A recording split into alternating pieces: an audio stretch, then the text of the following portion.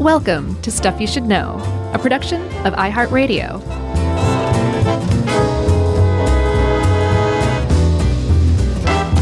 Hey, and welcome to the podcast. I'm Josh, and there's Chuck, and Jerry's here too, the whole gang.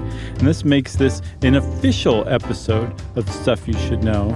Please disregard some previous ones where it was just me and Chuck. Just disregard them. Yeah, just don't even listen to them. And if you have listened to them, actively forget what you learned. Okay. Have you ever seen before? Well, let's not reveal what's happened. Did you ever see the Georgia Guidestones? I was a bit of a schlub and assumed that I would just be able to some other time. Okay. Did you? No, I never had any interest. I wasn't like passionately interested, but I thought that'd be kind of cool. And then I looked on a map. I was like, oh, that's where they are. I don't really feel like going over there. So I'm just going to put it off and put it off. I always thought it was kind of silly, and I still do, even more so probably. But sure, it's fun to talk about. No, for sure. Like this is, I think if you don't take it as partially silly, you are being a little too serious. But that's also not to say like they were intended as any sort of joke or with any sort of silliness. I think the earnestness with which they were put up, along with the earnestness with which some people took them, that's what really kind of makes it silly from like an outside observer's point of view, I think. Yeah, I agree. And what we're talking about are what's known as the Georgia Guidestones, a.k.a. America's Stonehenge, our ancient... going all the way back to the 1980s. Yeah. That's why I always thought it was kind of silly. Anytime they say like something sort of hyperbolic like that, like this is our Stonehenge, right, erected in 1980. Right. Circa 42 years before present. What is that in Ghostbusters? Is 6 years before Ghostbusters? Oh, are we doing that again? No, maybe just this one time, you know? Okay. I get why they call them America's Stonehenge, though, because they look a bit like Stonehenge, these giant granite slabs set on end with capstones and such. But I think maybe we should go back now that we've at least told people what the heck these things are. They're inscribed with words. And that's all we'll give you for now. And then let's go back and talk about the history, because the story of it is kind of interesting, I think. Definitely interesting. I mean, there's a lot of mystery that was purposefully, I think, kind of generated around the whole thing. And that mystery starts at the very beginning when a guy named RC Christian showed up in Elberton, Georgia. I believe it's the county seat of Elbert County, which is in the, I think, extreme east of Georgia, close to the South Carolina border, correct? It's about 35 miles sort of east and north of Athens, Georgia, which is, if you don't know where Athens is out there, it's about 100 miles. Athens isn't, but Elberton itself is about 100 miles north and east of Atlanta. So it's headed towards South Carolina, but it's not like on the border. Okay, and for those who aren't familiar with Atlanta, Chuck, how far is Atlanta from Montgomery, Alabama? Oh boy, let me get out my map. So it's in the east of Georgia. As one, I think the publisher of the local paper put it, it's as rural can be. And there's like, at the time that all this happened, 1979, when RC Christian showed up, there were not even 6,000 people in the whole town, 19,000 people in the entire county. And it seems like the kind of place where there were probably more cows than people at the time. Yeah. I mean, Athens is a great city and a great college town. It's classic. And there's the classic city. And there are some great little towns outside of Athens, but, you know, they're small towns, and the further you creep outside of Athens, it gets super rural. Have you ever been to Madison, Georgia? Sure. Madison's great. It's gorgeous, man. It is just this hidden little very pretty gem. houses, and yeah. Okay, so back to Elberton, right? And RC Christian in particular. It's summer of 1979, and he shows up in Elberton and probably stuck out like a sore thumb. He wore a very expensive suit. He had a certain air of refinement around him. He seemed to be a little erudite.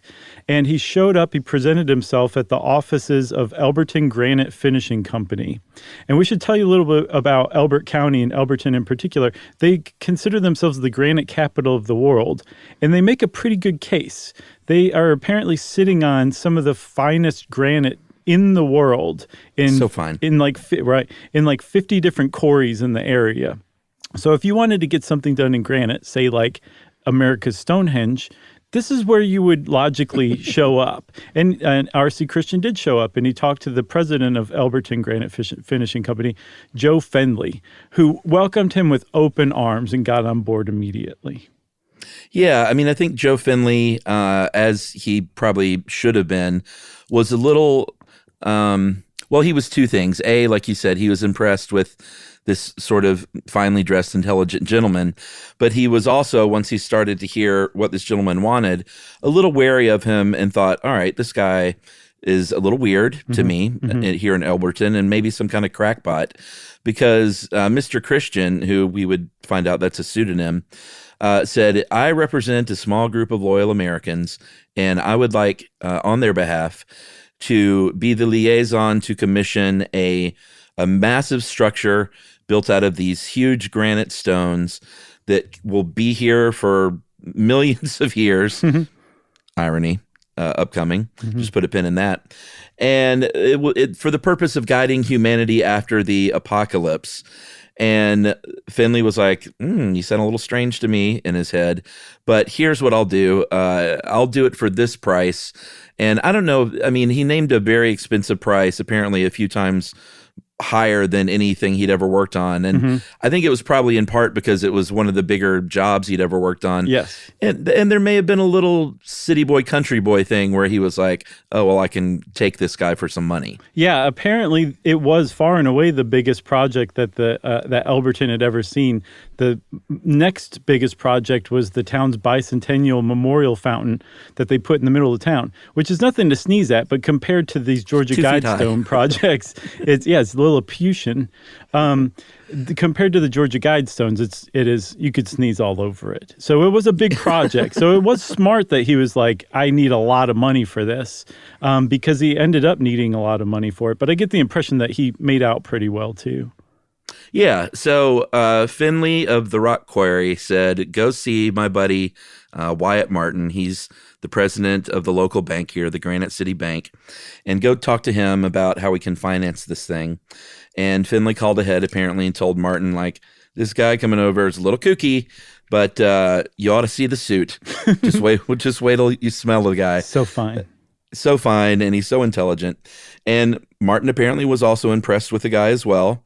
And this is the point in the story where we learn that Wyatt Martin, of the president of this bank, is basically the only person who ever learned the truth about who RC Christian really was, because you can't do banking and do this sort of high profile transactions with pseudonyms. So he tells him his real name, but said, here's the deal, man. We got to keep this quiet. I can never be known. Who I'm doing this on behalf of can never be known. And you got to promise me you're never going to tell anyone. And once we get all this stuff done and it's settled, you got to burn all these documents so it can remain a secret. Yeah, and I mean, he chose the right guy to confide in, because Wyatt Martin later said in an interview, I think in 2013, that even if you put a gun to his head, he wouldn't tell you the actual... I love that part. Right, the identity. He's like, sure, I'm on board. Yeah, he really went full bore. From everything that I've ever read, he didn't even tell his wife. Like, he just took the secret to his grave. He died, I think, in 2021. And he never told a single person. And so after that, RC Christian went back to the Elberton Granite Finishing Company, gave Joe Fendley a shoebox with like a little wooden model of what they were looking for, right? With I love it. Some Fisher-Price people in there for scale. Yeah. And then there was like 10 pages of instructions that were accompanied it. And he said to Fendley, you'll never see me again. But he did keep in touch with Martin, because Martin agreed to be his, and then in turn that group of sponsors representative overseeing the project as well as the money man. And so they ended up becoming pen pals over the years. They kept in touch. I love that. They would go to dinner every once in a while in Athens. They got to be pretty close, actually. But at the time, it was just Martin who was running the show, and just Fendley, who was the only other person who had knowingly met this RC Christian guy. Yeah, I waited tables in Athens during the years of, I guess that was probably 91 to 95. And I always wondered, like, did I serve this guy? Yeah. One night, could I have met this mysterious stranger? I do remember a man that smelled really nice in a suit one time. Right. In Mexicali Grill. Did you ever serve a stone silver fox in like a nice suit once with another guy who seemed to be a bank president? I did, and he signed his name anonymous, so on his check. So it was very, very weird. You're like, that seems suspicious, but it's college, so I don't care. But here's what happened. This is a very big job for this company, like we mentioned. These stones were not small, like you said. They ended up having to jackhammer 14 feet into the pyramid quarry. Which is it? Quarry. All right. I always say like Kworry, quarry. Yeah, because query sounds like a query that you send someone. It sounds like the way RC Christian probably said it. Yeah, a query. Yeah. I don't know why I said it Southern, because we really have no idea where he was from. He could have been from Boston for all I know. Oh, we have potentially an idea. Well, that's true. Put a pin in that too. Okay. So they had to jackhammer down 14 feet. They had to use a 100-foot tall crane to put these stones where they needed to go, and they needed a location. And it turns out there was a local, I don't know if he was a real farmer, but he had cattle at least and a lot of land. Mm-hmm. And it was a point at the highest elevation in the county. It's not, some big mountain or anything, because it's pretty flat land over there, but it is the highest elevation, and very importantly, had really clear views all around it, because that'll come into play with sort of the purpose of what these things, what they ended up needing them for.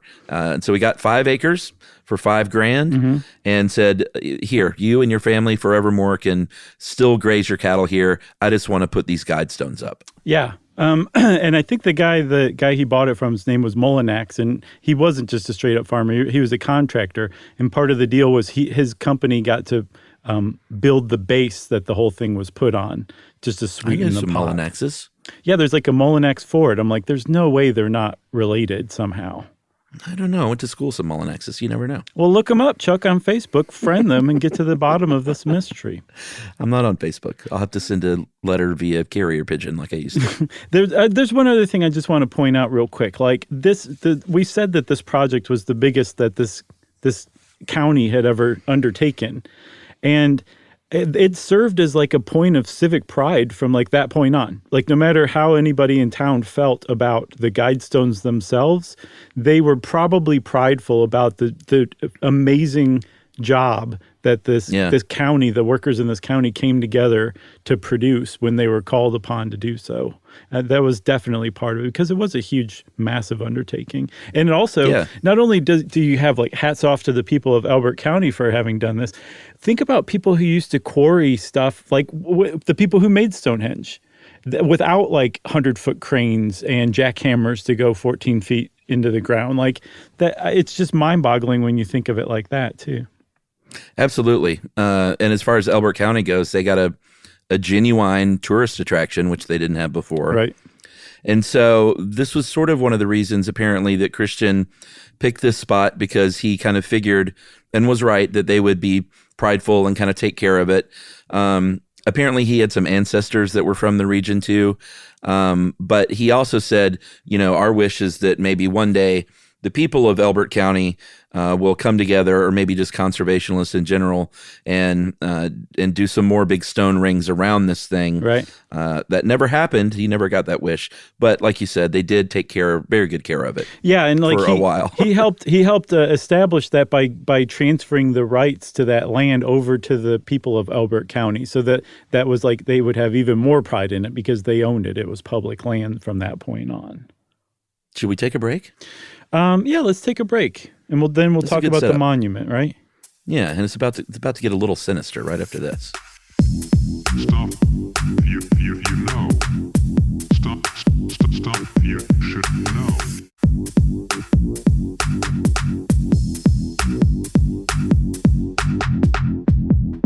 Maybe I overstated. It doesn't quite get sinister, but from the beginning of this project, the local townsfolk, while prideful, there were some that were a little worried about it. And they said, when you're out in the country in Georgia like that, it's 1979, 1980. Mm-hmm.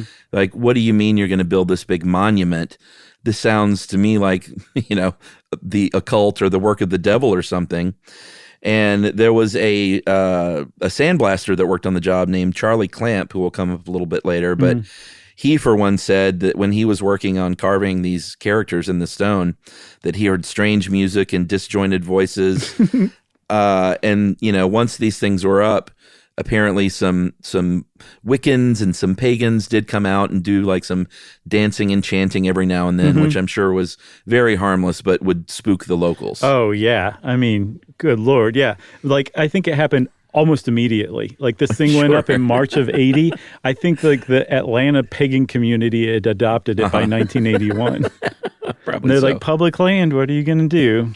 Exactly. So another thing that makes this whole feat so amazing is that, RC Christian showed up with the idea in the summer of 1979, and they dedicated the thing on March 22nd, 1980, 2 days after Not the bad. spring equinox. No, that is fast turnaround, because not only did they have to quarry it, they had to do a lot of other stuff to it. These are not schlubby slabs. Schlubby slabs. They were pretty neat. They required a lot of extra work rather than just quarrying and cutting and polishing. There was more to it, wasn't there? Yeah, absolutely. They had a big grand opening. There were, quite a few people, like 300 to 400 folks apparently showed up for the christening. And like you said, it was a big deal. They were not only large, they were, I believe like 19 feet tall each. Is that how tall they stood? Yeah, which is, that's taller than Stonehenge. So take that, England Stonehenge.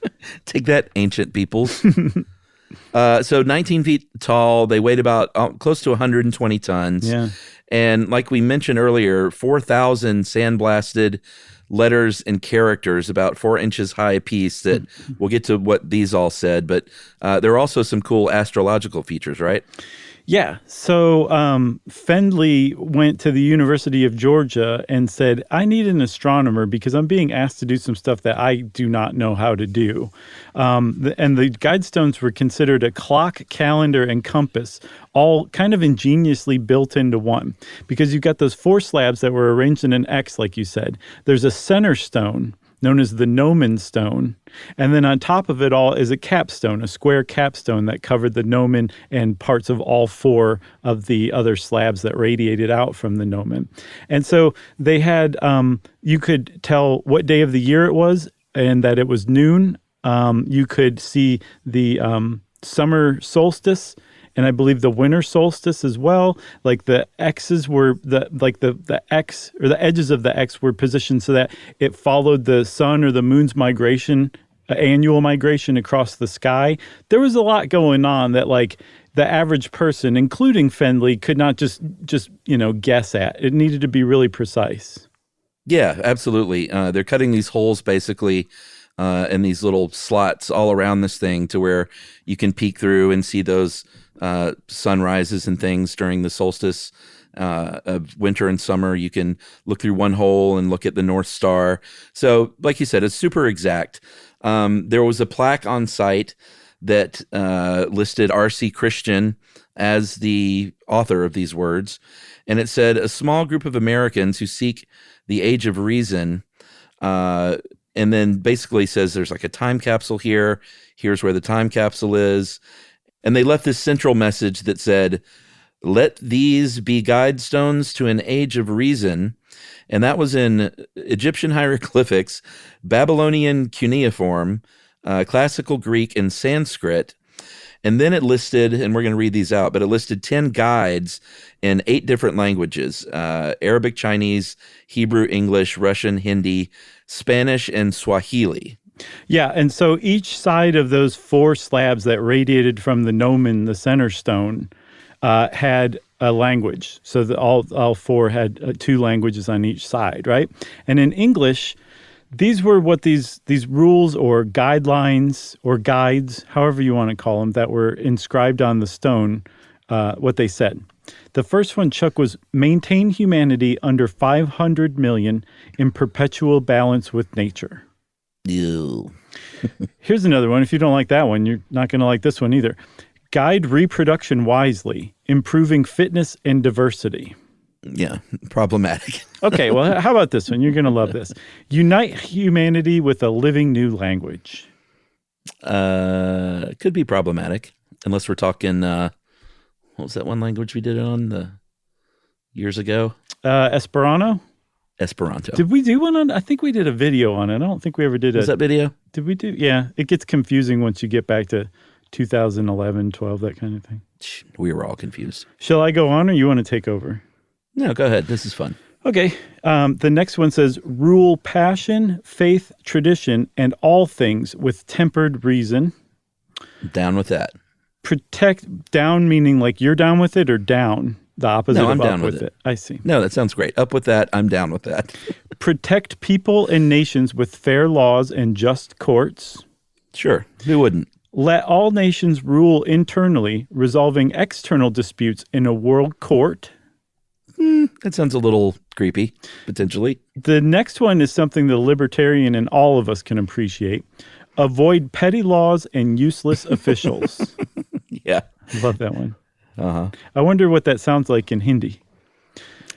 Drain the swamp. Right. There's also balance personal rights with social duties. That's a great one, too. Yeah. If you balance it correctly. The next one is prize truth, beauty, love, seeking harmony with the infinite. Pretty new agey. Yeah, I like it, though. And then be not a cancer on earth, leave room for nature, leave room for nature. And then the last one, Sabbath rules with a Z. I thought you were going to say Megadeth rules, Metallica drools. Metallica does not drool. Well, I thought Megadeth fans didn't like Metallica. Isn't that an old beef? Sure, but it's totally unnecessary because both are great. Okay. Especially 80s, both were great. How about that? Oh, sure. Yeah. If we're going back in specify. time. Yeah. Absolutely. That's what I'm talking about. Give me some credit. So from the beginning, the people that heard about this and sort of took it as maybe what to do after the apocalypse, but apparently Christian had written a little pamphlet-like guidebook kind of thing that talked about not necessarily after the apocalypse, but here's how we can avoid catastrophe. More along those lines. Yeah, I found a quote from from that book that he wrote that said, "We are like a fleet of overcrowded lifeboats confronted with an approaching tempest." Then he says, "There are alternatives to Armageddon." And I couldn't find out what those alternatives were. But if he didn't provide alternatives, then that's just letting everybody's imagination run wild. The other thing that a lot of people point out, too, is that these were inscribed in 1979, 1980, smack dab in the middle of the Cold War, which at that time had no ending in sight. And a lot of people were very worried about a nuclear winter. So if he did mean it like, that it was meant to rebuild humanity after a nuclear war, you can understand how he would have been coming from that way. The other way, though, makes a lot of sense, too, because at the time, that whole idea that humanity was going to keep growing exponentially was really popular still. Do you remember our zero population growth episode where we talked a lot about that? Yeah, there was that big book in '68, The Population Bomb, which really scared a lot of people. And I don't think we mentioned, too, that Christian initially said that he and his people had been working on this idea for 20 years. So it would have been all through the Cold War and all through this sort of population scare if he was telling the truth that they were coming up with these ideas. Right. But even though the population bomb came out in 1968, this kind of thought was going around because remember our friend Norman Borlaug, he saved the world in the 1940s and people were predicting like exponential growth. I mean, Malthus had been predicting exponential growth since the 18th century. So the population bomb really kind of presented it in stark contrast. And it turned out to not be correct at all. But at the time, again, people were worried about it. But if you were really into that kind of thing, you were probably at least a little xenophobic.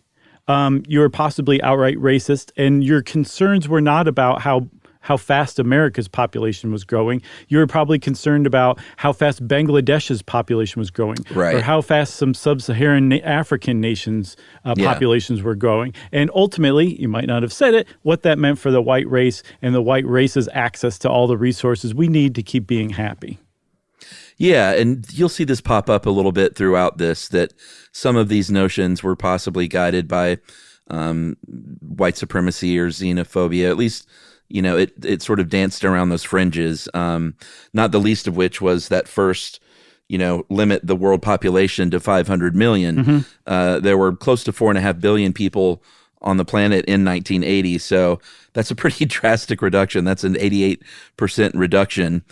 So that's a pretty foreboding thing to list as your first guideline, I think. Right, exactly. Especially if you don't mean it as like a post-apocalyptic guide, but something we need to do in the future. That is just downright scary because, first of all, that means a lot of people are going to die, but also who exactly is calling the shots about who lives and who dies, and who are these people to say or do something like that? So it takes a pretty large amount of just entitlement in general to choose that and then inscribe it as your first guide on some rocks that you leave standing ostensibly for hundreds of years. Yeah, and so you couple that with guide reproduction wisely, improving fitness and diversity. That's improving fitness is sort of the key line that sort of reeks of eugenics, obviously. And then also unite humanity with the new living language and the idea of a world court.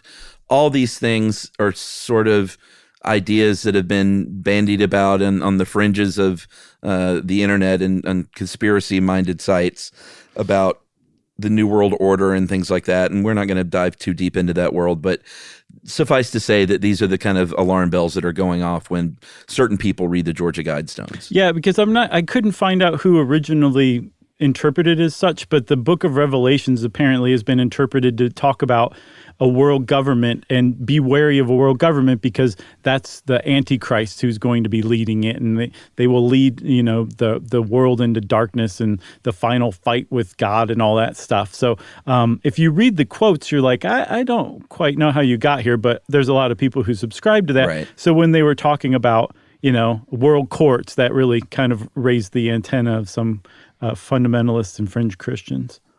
Yeah, that's a good way to say it. Thank you. But we can talk about some of the theories as to maybe who this group might have been. Right. Because, again, Christian said that he represented a group of people, and it wasn't just like his, this idea of some, rich billionaire, although you never know. It could have been the case because we don't know the truth. But the Rosicrucians, and I believe we talked about them in one of our episodes at some point, really rings a bell. But they were this society, a secret society. Those are always fun. That started in 15th century Germany, and the person who started it may or may not have even existed. It's a gentleman named Christian Rosenkreutz, maybe a fictional human, maybe not, but was the founder of the Rosicrucians or the Rose Cross Society. Yeah. So the founder, Rosenkreutz, supposedly got together some Turkish, Sufi, Persian, mystical knowledge, put it all in like a nice 3-ring binder, turned to some doctor friends and said, let's form a society based on this mystical knowledge and do all sorts of neat like incantations and stuff like that. And I don't know, let's just take over the world while we're at it too. And I don't even get the impression that we're 100% certain that any of this ever existed, that it was written about years later, maybe centuries later, but that it was possibly one of those things where it was like a self-fulfilling prophecy, like new groups actually did establish themselves after the fiction came out. I'm not sure. But it definitely did whatever those books were that introduced Rosicrucianism to Europe. They definitely did influence the Enlightenment and Enlightenment thinkers, including Thomas Paine. And Thomas Paine is kind of one of the overlooked founding fathers, and he really was a founding father. He came up with the idea for the Declaration of Independence. He really kind of lobbied for a constitution in America, but he also wrote Age of Reason, being an investigation of the true and fabulous theology. He was a deist, and he thought you could use rationalization or rationalism to investigate religion, and that a lot of it was just superstition. So if you're like a hardcore Christian, you don't really think very highly of Thomas Paine. But that Age of Reason thing, remember on the capstone it said, let this be a way into the Age of Reason on the Guidestones? That's how a lot of people connect the Rosicrucians to the Georgia Guidestones. Right, because Thomas Paine was apparently connected to them, right? Yes. Okay, so it's hard to say that word for me. The Rosicrucians, I keep wanting to say the Rosicrucians for some reason. Like you said, they popped up before the Enlightenment and then kind of went away, and then later popped back up in the 19th century when there was a big revival in the Europe and the U.S. of these sort of occult/secret societies. A couple of them are still around today, apparently. The ancient mystical order Rosicrucis and the Rosicrucian Fellowship are still around. But again, who knows if any of the original stuff was actually real or just the work of fiction. Either way, people, some people think it might have been the Rosicrucians behind these Guidestones. And again, like the Rosicrucians is a secret mystical society, but it also is potentially engaged in trying to take over the world. So that's what would give it a really ominous association, right? Yeah, and or it also has been theorized that it was just a red herring to make people think it was the Rosicrucians when it really wasn't at all, just to get people to sniff them off the case. Right. And so the Rosicrucians, they're a widely held suspect. And then, of course, that logically leads to the next suspect, Ted Turner. This is very tenuous to me. Oh, yeah. I guess because Ted Turner was really rich, maybe a little eccentric, but not really in the grand scheme of things. Right. But he did create what's known as the Turner Doomsday Video, which was this video that he created and said, basically, this is the last thing CNN should air if the world was ending. And you think, oh, my God, what was the Turner Doomsday Video? Right. It's just this 1 minute video of a military band playing the hymn "Nearer My God to Thee," which one of the loveliest hymns out there. It's one of my favorites, but that's all it is. That's it. That's it. There's no really instructions for surviving the apocalypse. Nothing like that. It's the lamest doomsday video of all time. It just has it's just a network sign off is what it is. Right. But the reason they call it the doomsday video is because when he brought CNN onto the air, he said that it would stay on the air until, the end of the world. So that's where the doomsday thing came from. And then the other thing that, like you said, Ted Turner maybe was a little out there or whatever, at least for his time. Like he did oversee Captain Planet, that cartoon on TBS in the early 90s. But he also gave $1 billion, which at the time was a third of his wealth. Oh, yeah. To the UN, to establish the UN Foundation, which was involved in gender equality, which I think might have had some aspects of family planning to it. So maybe that's where the eugenics tie-in comes from, or the population control. And then also is really engaged in environmentalism, too. So that whole harmony with be not a cancer on the earth thing just really implicates Ted Turner. Yeah. If you grew up in Atlanta in the 70s and 80s, Ted Turner was a big deal.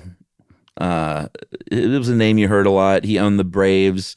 He owned the Falcons I think he owned the Braves and the Hawks. Yeah.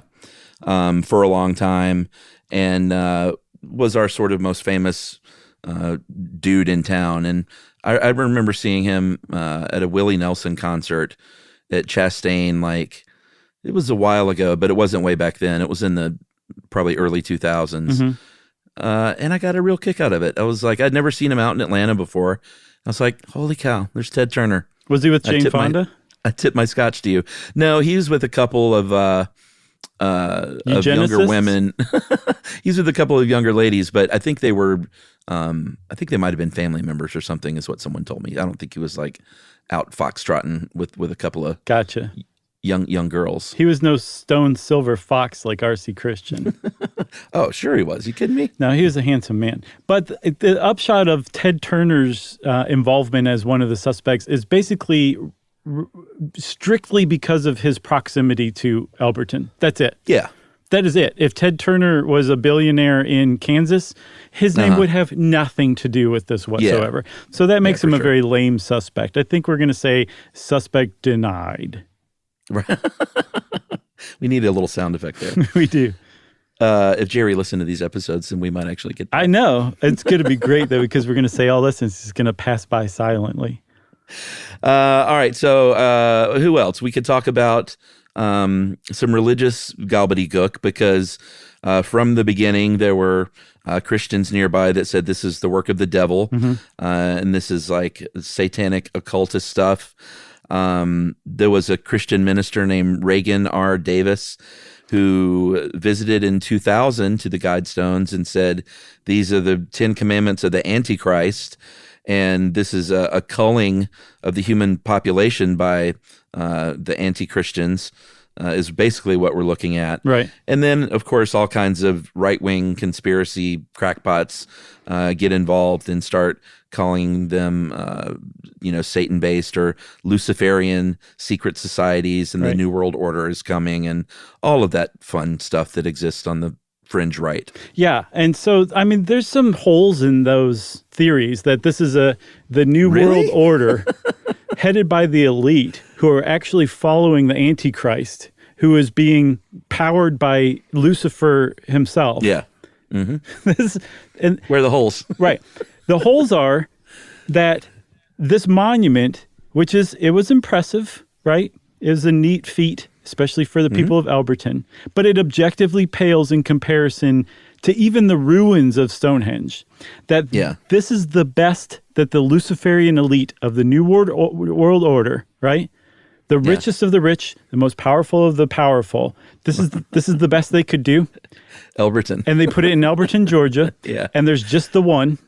And this is how they revealed their plans, right? They wouldn't just go ahead and carry out like mass sterilization projects or actually go ahead and create the one world currency and government. They would just erect this relatively small monument in the most rural of rural Georgia and just leave it at that.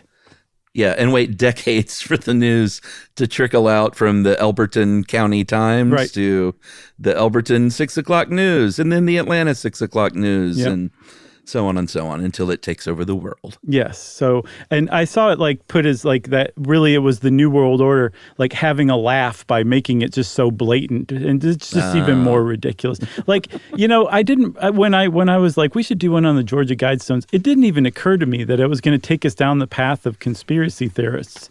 I know, right? But it really did, because they latched onto this. And so I was thinking about this, Chuck. I was like, why, what is it about that? I mean, obviously it's mysterious, and, some of the stuff it's talking about is kind of weird and scary and possibly downright immoral, right? But I think more than anything, it's like people who are into conspiracy theories are unsettled by uncertainty. And so they need, it's way scarier to have an indifferent world that couldn't care less about you, that doesn't even know you exist, and that is so complex it can't possibly make sense to anybody. Yeah. That's way scarier than, there's actually a cabal led by the Antichrist that it probably involves Nancy Pelosi that we can focus all of our attention and energy on. Right. It makes it less scary. It gives it a form. Whenever you give something form, it becomes less scary. And then also, and this is my own theory, it also puts the conspiracy theorists on some sort of equal footing. So it gives them importance because they are a sworn enemy of that Antichrist-led cabal.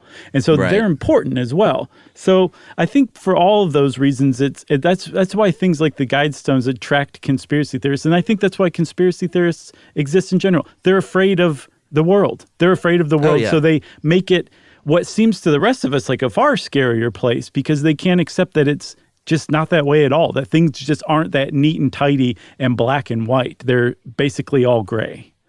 Yeah, and they're also fed a steady diet of paranoia and doomsday news and paranoia news. Right. And it infiltrates their brain. So, you could also go outside and plant a flower and drink in some sunshine, take a walk. Yeah. Yeah, it is. It's good for your body. It's very sad. Like, I'm not mad at them. I feel bad for them. I'm mad at the people who profit off of it, the ones who stoke those flames. I consider them, they're like expansive thinkers with small minds. That's what the leaders of conspiracy theorist kind of world remind me of, No, but otherwise, you're right. It's a very sad life. It is, because you're just scared or mad all the time. All the time. All right, that's my soapbox. All right, we'll mention Freemasons and take a break and reveal some clues here. But obviously, the Freemasons are going to pop up anytime you talk about the New World Order. Elberton itself of course, is a small town in Georgia, so there are Freemasons there. Samuel Elbert, who founded Elberton, built a Masonic lodge. A lot of people say that Finley and Martin were both Masons, which is no big surprise in a small town. That's a very common thing for civic and business leaders to be Masons. So, but Freemasons are always targeted with conspiracy-minded stuff.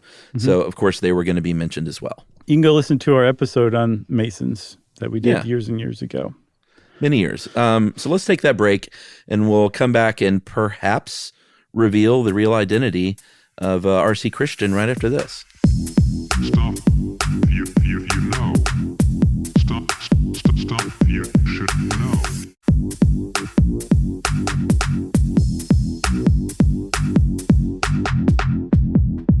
Okay, Chuck, so we're back, and I think it's high time that we revealed the possible identity of RC Christian.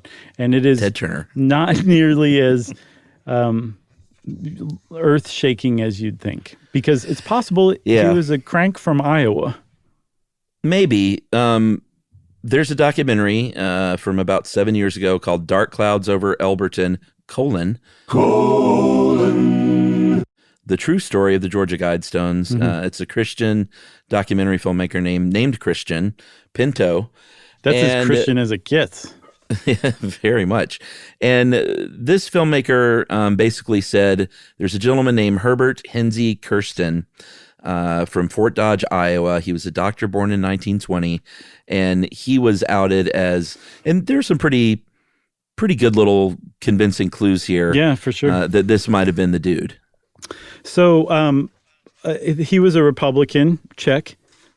He was into the environment. He was a conservationist. He supposedly in a 1992 letter to the South Florida Sun Sentinel talked about how David Duke was one of the few politicians representing America.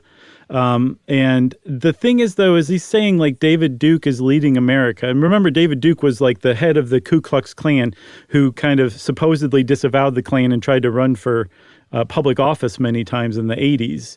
I think won at some point, right? Did he? Please tell me he didn't. I thought he was unsuccessful every time. I'm pretty sure. What? This is off the dome, but I'm pretty sure he won at one point. Well, that is pretty shameful. Whatever state elected David Duke, that's pretty shameful. Would have been Louisiana. Okay. So, but he was supporting David Duke in this, quote, new era of internationalism. So it sounds like he wasn't down with internationalism, which would kind of go against the whole idea of creating world courts and the like. I had to look it up. David Duke, he was in the Louisiana State House of Representatives for a little while. Wow. That's a good point. But also in his obituary, when Kirsten died in 2005, it said that he was very involved in environmental and world population issues and held a, quote, broad vision of humanity. So I guess some stuff kind of checks out, some stuff kind of doesn't. One of the things that links him, though, to at least Wyatt Martin, the banker from the Granite State Bank, who was the one person who knew who RC Christian was that there was definitely correspondence that was, I guess it was written down in a log or something, but that Herbert Kirsten and Wyatt Martin did correspond at some point. So that's, I think, what really kind of links them more than anything. Oh, okay. I see what you mean. Interesting. And I don't think we mentioned, too, when RC Christian corresponded with Martin, they were letters sent from kind of all over the United States, I guess in a bid to keep the identity a secret. Yeah, that's what I took it as, too. Okay, I didn't know that Kirsten actually was in touch. So, yeah, I mean, pretty good clue there. But we should also say that South Florida Sun Sentinel columnist said that his letter from 1992 was full of exclamation points and underlined words, which automatically says, don't take me seriously. There's another theory that I think is pretty lame, basically, is that the Elberton Granite Association kind of surreptitiously, or at least under the table, ordered this thing to stir up a lot of maybe not conspiracy, but just interest as a tourist attraction. Right. And it was just sort of an inside job for the county to begin with. And it ended up, a lot of people from around the world eventually would come and see this thing. Right. and check it out in person. So it did work, but I just don't know if that holds up. Well, even at first, internally in the town, Fenley and Martin, the granite finisher and the banker, were accused of being the ones behind it. And they actually took very publicly lie detector tests, I think, at Elberton City Hall, and both passed. So after that, the cloud of suspicion they were under kind of passed. But that was, I guess, kind of a bit of a controversy from the outset because, Fenley really kind of made out with this job, and it just kind of dropped into his lap. So I think some of the other granite finishers were suspicious of it. So the guy, Charlie Clamp, this carver who heard the voices and stuff, his son, Mart Clamp, which is a great name, would propose the idea for week-long festivals, and they would use that as evidence that it was an inside thing. But I just saw that as a younger generation saying hey, we got this thing, let's try and make some money off of it. Yeah, I think there were plenty of people in town. I saw there was a Wired article that in 2009, it was the definitive story that for a long time. And they said that it literally put Elberton on the map because it was first included in 2005 in National Geographic's Geotourism Map Guide to Appalachia. There you have it. Yeah, and Elberton would not have been included in that had it not been for the Georgia Guidestones. No. So yeah, it definitely had an impact on the local economy for decades because it just brought people who otherwise would not have shown up. All right, so the Guidestones are there for quite a long time, beginning in sort of the mid-2000s. There was some vandalism that started popping up here and there. Spray painting them, Jesus will beat you, Satanist, the letter U. No one world government. Some of them talked about 9/11 being an inside job. Some talked about Obama, Obama birthers, and saying that he was a Muslim. My favorite, Chuck, can I share? Yeah, go ahead. My favorite was the Council on Foreign Relations is ran by the devil. Talk about sticking it to the New World Order. Am I right? My favorite was the ISIS one, which was reported to the FBI in 2013, but it said, "I am Isis, goddess of love," which is, it's talking about the Egyptian goddess Isis, right? Not ISIS, not ISIL, ISIS. Whoever alerted the FBI makes no distinction between those two, apparently. That's right. And so these things have been sort of vandalized over the years. And this culminated in just a little over a month ago, July 6th this year, at 4 a.m. in the morning, a bomb went off and destroyed enough of the Georgia Guidestones to call them dangerous and call for their complete demolition by the county. They have it on video because they did have cameras kind of monitoring this thing. And there was a kind of a blurry video that you can look it up online. You can see the bomb going off. You don't really get a very clear look at the car. You don't get a very clear look at a human. It's a silver sedan. I looked up just today to see if there were any new leads, and I think they're kind of coming up empty so far on who actually demolished this thing. Yeah, I saw that the ATF is trying to figure out what explosive was used, and the GBI is looking for this person who's going to charge them with a terroristic act or whatever. But sadly, Elberton voted to give the remains over to the Granite Council, and the Granite Council voted not to rebuild. So the Georgia Guidestones are gone forever because when there's fundamentalist conspiracy theorists around, we just can't have nice things. Can't have nice things. You got anything else? I got zero nice things left. All right. Well, since Chuck said that, everybody, it's time for listener mail. I'm going to call this a couple of breakfast emails. That episode just dropped today, IRL, about our breakfast foods, and people seem to like it. The first thing I'm going to say is I misspoke and said sour cream on my bagel instead of cream cheese. Is that what everybody's been talking about? Yeah, I didn't. Obviously, it was just a verbal typo, and you didn't even catch it. No, I didn't. The people that said, hey, you clearly misspoke, thank you. The people that are like, what? You eat sour cream on bagels? I'm like, come on.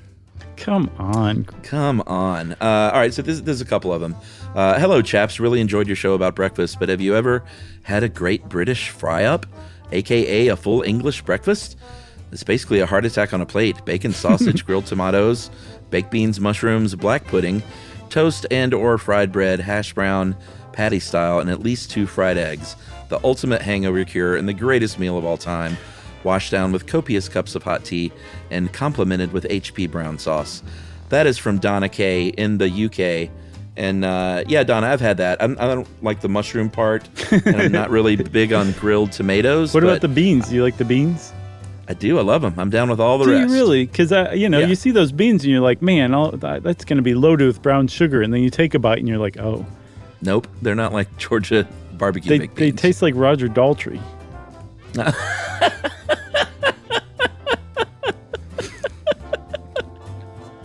That's good. What a great Who reference. Thanks, man. I'm pretty proud of that one, too. Did you write that down or you just think of it? Of course you didn't, because you didn't even know this was coming. I didn't. Very, very well done. All right, here's the other one. Hey, guys, breakfast episode is wonderful. We're going to do a little Judge John Hodgman here. We're going to actually intervene here and make a decision. I keep having to pause the episode to text my partner new mind-blowing facts that I learned, and I was hoping you would say something that would validate my opinions on brunch. But alas, you did not. Brunch is breakfast food at lunchtime, and this is the hill I will die on. I start this debate regularly as my in-laws like to plan brunch, no lunch food at all, for 9 a.m., and I argue that the word they're looking for is just breakfast. I have no leg to stand on. Thanks for all you do. And this is from Stephanie. And so I asked Stephanie a couple of follow-up questions. Basically, I was like, do they serve alcohol at this 9 a.m. quote-unquote brunch? And do they usually eat at like 5 a.m.? Right. And so this would be much, much, much later for them. Right. And Stephanie said, my mother and father-in-law don't really eat breakfast normally. Everyone else probably does have something, and possibly early, since most of them are teachers, but nothing egregious, I think. Mimosas are fair game, so maybe that's fair enough to get it classified as brunch, but most of these mimosas are mostly OJ unless I'm in charge of making them. So I'm going to rule this is just breakfast. Yeah, I would call that boozy breakfast. Yeah, and that ain't brunch. Brunch, you got to eat it after 10:30 at least. More like 11. Yeah, no, I would say 10:30 is the earliest. You'll walk past a rooster crowing, maybe. Yeah. At that time. So 9 a.m. is just, I'm sorry, Stephanie's in-laws, it's breakfast. Yep. And we have ruled on it. I'm Jesse Thorne. I mean, throw a tuna melt on there, maybe you have a case, but if you're just serving breakfast items at 9 a.m., then it's breakfast. It really is. But then also, Stephanie, I want to put in a word for your in-laws, like, just lay off. Call it whatever you want, really. Let them call it brunch if they want to, but you're right. Yeah, you are correct. If you want to be like Stephanie and... Make us solve a dispute? No, we can't do that. No. John Hodgman does that best. The other person, what's the other person's name? The first guy. Oh, I gotcha. The first person was... I like that swinging in, though, Chuck. That was great stuff. Donna K. Oh, okay. So if you want to be like Stephanie and Donna K and get in touch with us, we would love that. You can send us an email to stuffpodcast@iheartradio.com. Stuff You Should Know is a production of iHeartRadio. For more podcasts from iHeartRadio, visit the iHeartRadio app, Apple Podcasts, or wherever you listen to your favorite shows.